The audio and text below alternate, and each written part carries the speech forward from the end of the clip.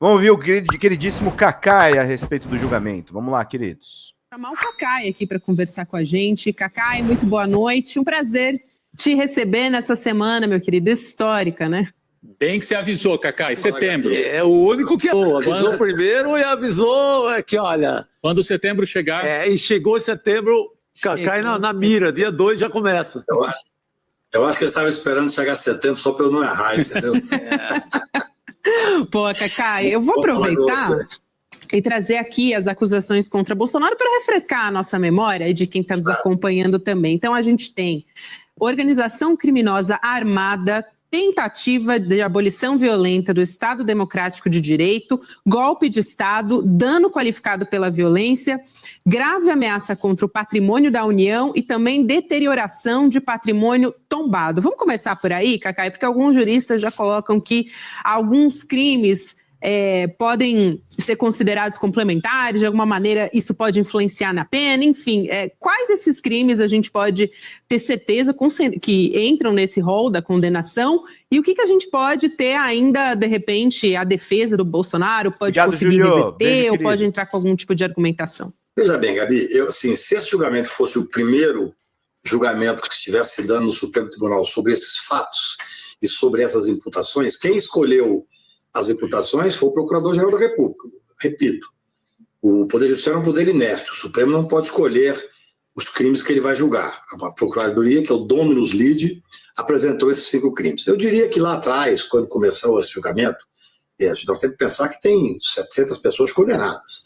Poder-se dizer que talvez o golpe, mais a tentativa de desestabilizar o Estado Democrático de Direito, pudesse ser um absolvido pelo outro, e seria uma discussão técnica interessantíssima. Até tem um julgamento, porque você sabe, antes da mudança do regimento do Supremo, que foi em dezembro de 2023, esses julgamentos estavam se dando no plenário. Lá no plenário, o ministro André Mendonça e o ministro Barroso chegaram a ficar vencidos com essa tese. Ocorre que na primeira turma, que é onde o julgamento vai se dar amanhã, obrigatoriamente, porque depois que houve mudança do regimento, o regimento tem força de lei, o regimento Supremo. Todos os processos estão sendo julgados pela primeira turma. A primeira turma já enfrentou essa questão diversas vezes, 700 e tantos condenados.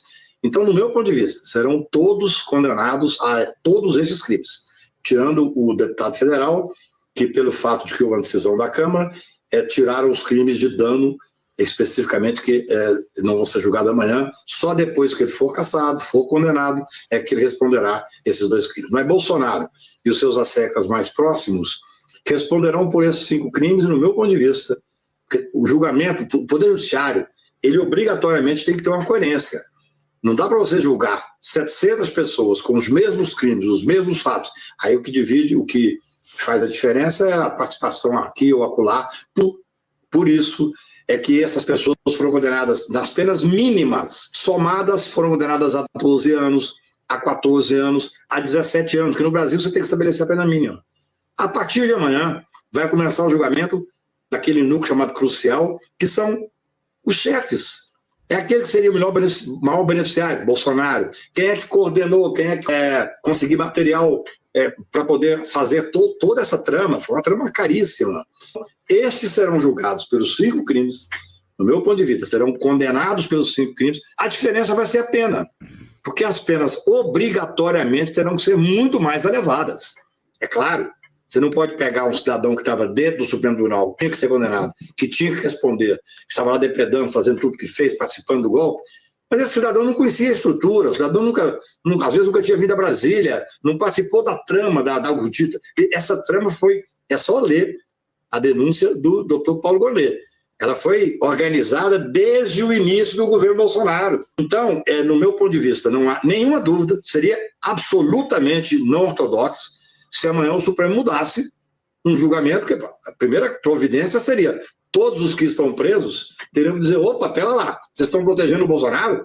Vocês estão protegendo o cidadão porque ele é general? O Supremo está com medo dos Estados Unidos, entendeu? Então, assim, não tem dúvida, não tem diferença, gente. Eu já comentei com vocês. Quando, lá de 26 de março, se não me engano, os advogados assumiram a tribuna para tentar o não recebimento da denúncia, ninguém negou os crimes, é incrível. Não teve um advogado que subiu lá e falou isso é uma falácia, isso é um absurdo, não houve crime, todo mundo sabe que não houve crime, entendeu? Que é o normal o advogado falar. Eles ficaram meio assim, batendo pelas tabelas, questão de autoria, até que eu brinco assim, devia ter dito, Bolsonaro não era presidente da República, não, ele é um inimputável. Bolsonaro estava ali como um turista acidental e tal, entendeu? Então, o normal, a regra, o Supremo condenará todos por todos os crimes. Aqui, Cacai, a gente até tem a pena prevista, colocando muito rapidamente aqui na tela para cada uma dessas acusações, mas só para resumir aqui, uma tem de 4 a 12 anos, outra 4 a 8, de 1 a 3 anos, enfim, golpe de Estado 4 a 12, e aí você vai somando, de repente, de acordo com os agravantes e tal. Outro dia a gente falava sobre essa expectativa dos anos de condenação, né? Eu queria reforçar essa pergunta com você, porque a gente já teve outros desdobramentos, até num outro inquérito envolvendo o Eduardo, o Paulo Figueiredo também, novas provas que saíram, a gente ainda não sabe como é que vai se desdobrar essa história também, mas tem áudios, tem documento, né, com a intenção de fugir para a Argentina, então tudo isso para atualizar essa expectativa do Cacai. Posso só completar essa história Claro. da pena? Cacai, aí é uma dúvida mesmo. O Alexandre de Moraes, quando votar, ele já dá uma sugestão de dosagem, de dosimetria, né, como vocês falam, da pena, ou isso fica lá para o final, depois que todo mundo apresentar os seus votos? Olha, existem as duas modalidades. Né? O ministro pode votar, condenar e já fazer a proposta. Tá. Eu penso que, neste caso, como uma expectativa muito grande, todos votarão e depois vai discutir a dosimetria da pena. O ideal seria já colocar. Agora, Bom dia, Malu. Gabi, é muito interessante. Se você puder colocar de novo esse quadro das penas, até para eu te mostrar uma coisa que as pessoas têm dificuldade de entender. Como eu disse, no Brasil, você tem obrigatoriamente que fixar, no mínimo, a pena mínima. O ideal seria que não tivesse pena mínima. Os cidadãos falavam, esse crime aqui eu vou dar 6 meses, eu vou dar 1 ano e tal. Mas existe até súmula sobre isso. Nós, advogados, vivemos brigando contra isso. E sempre foi fixada a pena mínima. Então, se você soma aqui, 4 e 4, 8, mais 4, 12, mais 3, 15, mais 1, dá 17. Tem uma pessoa que foi condenada a 17 anos. Então, assim, na realidade, se você fizer as penas mínimas, esse já é um monte de cadeia, um monte de alto, a pena é muito alta. Agora, o que vai acontecer? O Bolsonaro, como chefe da quadrilha armada, miliciana, o homem que seria o maior beneficiário, no meu ponto de vista, ele não vai pegar a pena máxima. A pena máxima daria 43 anos, se não me engano. Isso. Mas eu penso que não tem como ele não pegar pelo menos 32 anos de cadeia. Não tem como, porque assim, seria uma injustiça com os que pegaram 12 anos, 14 anos, entendeu? Quer dizer, a dosimetria, Rodrigo, ela passa exatamente por isso. Aí vai ver as condições de cada um, a participação de cada um na elaboração, na manutenção. Quer dizer, eu penso que corre o risco até de vir uma pena maior aí, de, sei lá, 40 anos, 38 anos, que é uma pena que vai chamar a atenção do mundo inteiro. Mas penso que virá em torno de 32. Aí você perguntou uma coisa interessante, Rodrigo. Você tem o ministro dá o primeiro voto dele, inclusive tem uma coisa que as pessoas não... Claro, ninguém é obrigado a acompanhar o tribunal, eu que sou advogado e vivo disso. Mas assim, amanhã vai ser a leitura do relatório. Em 99,9% dos casos, o relatório é dispensado a leitura. Essa semana eu fiz 2 sustentações orais. Eu chego na tribuna, o ministro relator fala, doutor Cacai, o senhor dispensa o relatório? Eu nunca falei, não dispenso não. Claro que eu dispenso. Assim como 99 dos advogados. Claro que pode ter lá um dos advogados que diz, não, dispenso não, para ter mais um pouquinho de tempo de televisão e tal e tal. Mas a regra é dispensar. Em dispensando, o julgamento começa já amanhã com o doutor Paulo Gonet falando. Doutor Paulo Gonet, se todos os advogados... Gente, eu estou dizendo que é a regra, esse caso é um caso diferente e tal. Mas a regra, eu sustentei essa semana em Minas Gerais, sustentei aqui em Brasília. Primeira pergunta que você faz. Porque, obviamente, todos os advogados conhecem profundamente o processo. Ninguém vai para um processo desse para julgamento sem conhecer o processo. Então não tem por que ler relatório. Mas, tudo bem, está previsto. A regra é dispensar. Se dispensar, já passa para o primeiro passo, que é a sustentação oral do doutor Paulo Gonet, 2 horas. E aí, seria muito bom se desse isso, porque amanhã mesmo terminariam todas as sustentações orais. Olha. Poderia terminar toda a sustentação oral. Ou seja, no dia 3, que é depois de amanhã, já começaria o dia, às 9 horas da manhã, com o ministro Alexandre lendo o voto dele. Aí sim. Isso aqui é o ideal. E até eu alerto uma coisa para vocês. Já falei sobre isso mais de uma vez, já escrevi. O ministro, o advogado tem tempo para falar, 1 hora. O ministro não tem tempo. É uma coisa maravilhosa, o ministro faz o que quiser. Eu entendo que ele pode levar um voto de 1000 páginas, mas ele deveria, no máximo, 1 hora para ler o voto dele, para resumir o voto dele. Porque nós podíamos terminar esse julgamento o mais rápido possível. O problema é que até escrevi como forma de black no artigo meu, a vaidade também vai estar em jogo, entendeu? Vai ser julgada, a vaidade vai estar sendo julgada. O ministro sabe que vai estar o Brasil inteiro vendo ele. Cara, nós somos todos vaidosos. Você imagina, põe uma beca nos meus ombros, me bota na frente do Brasil inteiro, eu não vou ficar vaidoso? Eu jamais, eu não aceitei para advogar para ninguém, não. Mas tô numa pena danada de não estar lá, na tribuna, amanhã, falando. Uma horinha. Né? Lembra do filme, que aliás é O Advogado do Diabo, né? Que termina com essa frase: a vaidade é o meu pecado favorito. Muito bom, lógico, não tem dúvida. Aliás, os ministros podiam tranquilamente amanhã terminar as sustentações orais, o ministro Alexandre lia na parte da manhã o voto dele, que vai ser certamente o mais substancioso, depois nós teríamos os demais votos resumidos, porque assim, gente, o que deve dar discussão jurídica? 2 coisas. A delação do Mauro Cid, o ministro Fux já disse lá quando o recebimento que vai deixar para analisar com mais cuidado amanhã, e é normal isso. Então, essa delação, eu não acho que ela vai ser anulada, nem revogada, mas eu acho que vai dar discussão. Não, aqui não vale, aqui foi um erro e tal, porque se anular, para o Mauro Cid é péssimo, porque ele perde os benefícios. Para os demais não tem muita importância. E também a questão da fixação da pena. O ministro Fux, com todo direito, já disse que acha que as penas estão muito altas. Então, a pena, como é que ela é? Só para vocês que, felizmente, não têm que acompanhar o julgamento.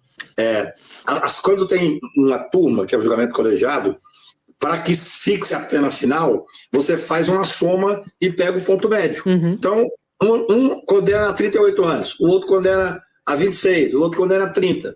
Aí você vai fazendo o ponto médio para poder chegar a uma pena definitiva. Aliás, eu vou passar a palavra para o Chico, mas quero aproveitar aqui só para a gente relembrar os réus, né, desse núcleo 1, e para quem nos acompanha em vídeo, a gente coloca na tela também. Claro que tem o Bolsonaro, né, ex-presidente da República, também o Braga Neto, ex-ministro da Defesa e da Casa Civil, general.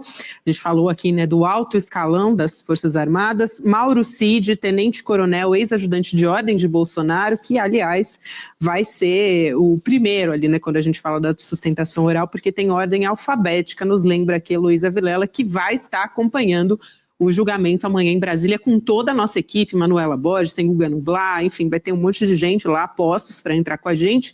Augusto Heleno também faz parte do núcleo crucial, ex-ministro do GSI, Anderson Torres, ex-ministro da Justiça, Ramagem, deputado federal, ex-diretor da ABIN, Paulo Sérgio Nogueira, general e ex-ministro da Defesa, e para fechar, o ex-comandante da Marinha, o Almir Garnier Santos. Então, aqui a Elo Vilela também está acompanhando a gente ao vivo e nos lembrando qual é o passo a passo que foi divulgado pelo STF. Ela está super por dentro justamente porque ela vai acompanhar o julgamento. Ela é uma das jornalistas, né? Tem mais de 500, a Manuela Borges nos contava, né, Chico Sá? E senta na cadeirinha quem chegar primeiro amanhã, viu, Cacai? Dos jornalistas, a ordem de chegada. Mas, Cacai, hoje o jurista...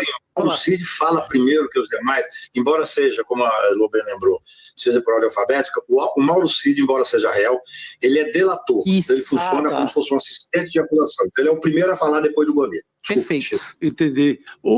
Cacai, hoje o jurista Miguel Reale Júnior, ele falou que esse julgamento ia curar uma ferida na democracia, ressaltou a importância histórica, etc.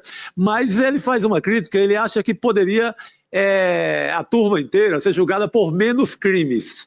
Por exemplo, supressão do Estado Democrático de Direito, golpe de Estado, poderia tirar um deles. Ele avalia que poderiam ser condenados e tal, mas por menos crimes. O que você achou dessa observação dele?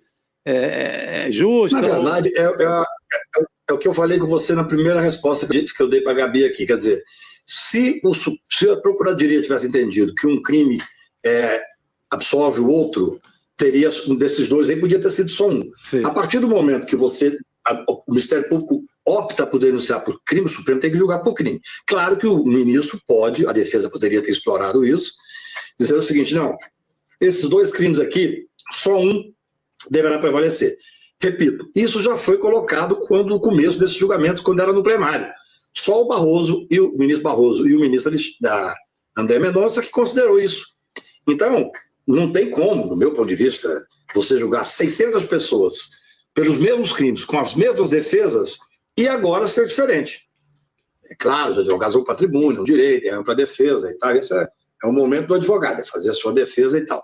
Só que estas questões foram todas elas já julgadas. É a mesma coisa quando você pega um professor que diz assim, esse caso tinha que estar no Supremo, no pleno, e não na turma. Eu também acho que o ideal seria no pleno. Só que em dezembro de 2023, o regimento mudou e passou a ser na turma. Tanto é que os primeiros que foram julgados na questão da tentativa de golpe foram julgados pelo pleno. Por isso é que o Barroso julgou, por isso é que o André Mendonça julgou. Então, assim, nós estamos vendo um julgamento importantíssimo, mas que já se deu para mais de 700 pessoas. Essa discussão, claro, os advogados têm todo o direito para a tribuna de dizer e tal, mas o Supremo não vai mudar o que já foi julgado. Acho até que é uma tese danada de interessante. Eu acho que os professores podem escrever sobre isso, acho ótimo. O Cacá, e só adiantando aqui uma questão que vai rolar um pouquinho mais adiante, mas já está sendo colocada no mundo da política, porque enquanto o Bolsonaro está sendo julgado, está inelegível, a turma do bolsonarismo está tentando defender quem é que vai ser o candidato. Então, já mais de um desses governadores aí que tentam ser candidatos já disseram que, se eu pudesse, eu indultava, eu perdoava, eu dava anistia para o Jair Bolsonaro. De novo, o Tarcísio de Freitas, a gente falava agora há pouco, diz que for candidato, se ganhar, pode dar um indulto para o Jair Bolsonaro. A gente lembra o caso do Daniel Silveira, né, que o Bolsonaro deu o indulto para o Daniel Silveira e depois o Supremo cassou. Tem alguma chance disso prosperar? Quer dizer, o Tarcísio, se for candidato, se ganhar, que eu acho que não vai ser, mas se acontecer, pode dar um indulto assim, personalíssimo para o Jair Bolsonaro? Funciona assim? Boa. O indulto é personalíssimo, não vejo nenhum problema nesse caso específico. Eu só acho que nem ele acredita, por isso que ele fala. Ele fala só para ter os votos bolsonaristas. Porque não é possível que um homem que seja governador de São Paulo não tenha conhecimento de que ele não pode indultar por esse tipo de crime. Até um ex-presidente do Supremo, Vinicius de Mello, que é um gêniozinho e que estou vendo com muita alegria ele escrever sempre no ICL, ele faz um artigo primoroso sobre isso. Ele explica exatamente os motivos que não pode ter anistia, não pode ter indulto. Então, assim, esse é um jogo político, Rodrigo. É um jogo político. Assim, na realidade, eu sempre digo isso, esses que estão aí, ninguém quer saber de anistia para Bolsonaro. Porque se o Bolsonaro tivesse elegível, ele é que seria o candidato. O Zema, que envergonha lá minhas Minas Gerais, não teria chance. O Caiado não teria chance. Então, assim, todos têm que fazer esse tipo de jogo, como você diz, político, para poder tentar arrebanhar os votos bolsonaristas. Mas vai haver condenação, no meu ponto de vista, com penas muito altas, vai haver prisão, no meu ponto de vista, serão levados para presídio, que é assim que funciona, após o trânsito em julgado, não tem direito à prisão especial. Essa é uma coisa importante dizer. É só você lembrar, o Collor foi condenado recentemente pelo plenário do Supremo. Foi condenado e foi para onde? Para o penitenciário de Alagoas. Depois foi pedido domiciliar, e aí cada caso e tal. Eu entendo que se a pessoa tem o direito a uma domiciliar, deve ter a domiciliar. Por sinal, eu entendo que 3/4 dos 800 mil presos do Brasil não deveriam estar presos. Você teria que ter domiciliar, você teria que ter tornozeleira eletrônica, nunca um presídio como é do Brasil. Até escrevi sobre isso também essa semana. É muito bom que essa ultradireita agora está vendo os seus líderes para a cadeia, porque eles vão parar de falar aquilo que eu defendi minha vida inteira desde a universidade. A necessidade de discutir e refletir sobre o sistema penitenciário brasileiro. Vamos parar de dizer que é mimimi de quem defende direitos humanos. Mas não vão ser condenados, serão presos, recolhidos, vão perder as patentes. Aí tem uma discussão interessante, se é o Supremo que vai perder a patente ou se é o STM. E na posse da ministra Elizabeth, que é uma grande ministra, eu não gosto de posse não, mas na dela eu fui, porque a mulher toma posse do STM, foi um prazer enorme ir lá ver, entendeu? Mas houve quem tocasse nesse ponto, que logo em seguida os julgamentos, condenados, talvez o STM é que vai discutir essa questão. Mas irão para a cadeia, vão cumprir pena, e isso é muito bom para a democracia, para a gente virar essa página e voltar a ter um pouco de tranquilidade. Mudar o assunto. Eu já estou doido para voltar a criticar o Supremo. Eu fui um crítico a vida inteira, estou protegendo. Eu já não aguento mais ficar sem criticar o Supremo, entendeu? Você imagina, o poder patrimonialista, o poder misógino, racista, conservador, como ele manteve as instituições funcionando, a democracia, já tem um ano que eu estou defendendo o Supremo todo dia, estou doido para começar a criticar de novo. Poder criticar. Mas que virou a defesa da democracia, né? Sim. Virou. Claro. É outro valor. O Cacá, muito rapidamente, eu sei que a gente está chegando ao final do N2, mas eu queria muito saber, depois desse caso de condenação, né, que provavelmente vem por aí, aí tem a possibilidade de alterar ou não a sentença, porque tem as possibilidades todas de recursos ali, né, que as defesas entram depois dessa decisão. Aí tem embargo de declaração, tem também embargos infringentes, enfim, eu queria saber a partir daí que tipo de alteração que a gente pode ver, né, do cenário que está se desenhando e condenações que provavelmente não vão ser alteradas de forma alguma. Muito rapidinho para a gente fechar aqui o nosso bloco. Julgado o processo, é publicado o acordo em seguida, e aí vai ter embargo de declaração. O embargo de declaração serve para suprir omissão, obscuridade ou contradição. Não muda nada no federal do julgamento. O Supremo entendeu no julgamento do senador Luiz Estevam, Toffoli, era o relator, o ministro Toffoli, que o segundo embargo de declaração, se não trouxer nada de novo, já transita em julgado em plenário e manda prender. Aqui não vai ter embargo, porque para ter embargos de divergência teria que ter 2 votos de absolução. Aí depois dos embargos de declaração, aí só com isso. Por isso é que eu digo que é um risco você ter o julgamento do tribunal, porque do Supremo pode recorrer para o bispo. Não tem saída. Vai ser julgado os embargos, vai sair publicado, e aí vai transitar em julgado e não vai ter mais nenhum tipo de... não, mas não pode ir para o plenário? Não tem hipótese de ir para o plenário. É assim que funciona. É que a prisão do Bolsonaro também não é automática, né? Assim, para esclarecer para muita gente que está nos acompanhando aqui. Quer dizer, tem direito aos embargos de declaração, e aí, se tiver um segundo embargo, é natural que o advogado tente encontrar uma saída. Isso vem desde a época do senador Luiz Estevam. No plenário, eles falam: olha, esse embargo tem efeito apenas procrastinatório, transita em julgado nesse momento. A partir desse momento, sai a ordem de prisão. Perfeito, excelente, Cacai. Obrigada por esclarecer todas essas nossas dúvidas e as nossas ansiedades também, porque amanhã começa o julgamento. Muito obrigada. Obrigado. Até amanhã. Querido Cacai, gente, muito bom. Fala pessoal da Folha Democrata, aqui é Pedro Zambarda, editor do canal, falar um pouquinho a respeito da necessidade de vocês financiarem a Folha Democrata, gente. A Folha Democrata é financiada através de um Pix chamado Folha Democrata, é o endereço do Pix, né? folhademocrata@gmail.com. Nós precisamos do nosso jornalismo financiado por vocês que são do nosso público, porque nós passamos vários perrengues aqui com o YouTube, vocês sabem muito bem. E mesmo assim, graças a essa comunidade muito unida, a gente conseguiu fazer lives históricas, acompanhar praticamente ao vivo a campanha do Guilherme Boulos, trazer informações exclusivas a respeito de Gustavo Gayer, de Olavo de Carvalho, de todos os bolsonaristas, combater as fake news e tudo o que a gente acompanha. Por R$80 no nosso Pix, você ganha um curso de roteiro para série, o que é muito importante se você é artista, roteirista, se você lida com essas práticas da economia criativa. Outra forma de você colaborar também é se tornando membro aqui do nosso canal. Isso é muito importante para você fazer as suas atividades por aqui, porque você tem acesso a vídeos exclusivos e nós temos um curso de jornalismo básico para você poder acompanhar a partir de R$5, que é ministrado por mim. A gente tem aí quase uma dezena de aulas e muito conteúdo para você poder acompanhar. Meus caros, minhas caras, financiem o jornalismo independente, financiem o jornalismo que se posiciona à esquerda, financiem o jornalismo na internet, que traz informações confiáveis, checadas, que cruza informações e que trata você, que é o nosso público, de uma maneira muito séria. Vida longa e próspera, gente. Cuidem dos seus. Até mais. Tchau, tchau.